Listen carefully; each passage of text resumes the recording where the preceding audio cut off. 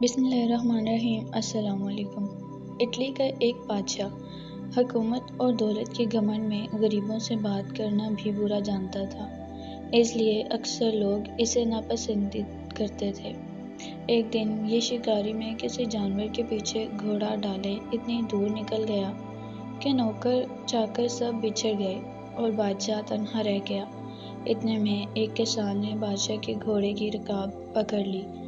اس کی شکل ہو بہو بادشاہ سے ملتی تھی، فرق یہ تھا کہ اس کی پوشاک اور حالت غریب جیسی تھی۔ اس نے بادشاہ سے کہا کہ میں 3 دن سے حضور کی ڈیوٹی پر بھوکا پیاسا چلا آ رہا ہوں، مگر کوئی میری فریاد نہیں سنتا۔ بادشاہ غریب کو میلے کچیلے کپڑوں میں دیکھ کر یہ کہتے ہوئے آگے بڑھ گیا کہ میں ذلیل آدمیوں سے بات نہیں کرتا۔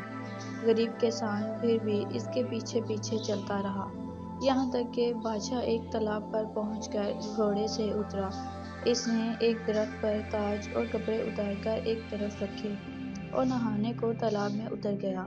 یہ تالاب ایسے نشیب میں تھا کہ نہانے والے کو اوپر کا آدمی نظر نہ آتا تھا۔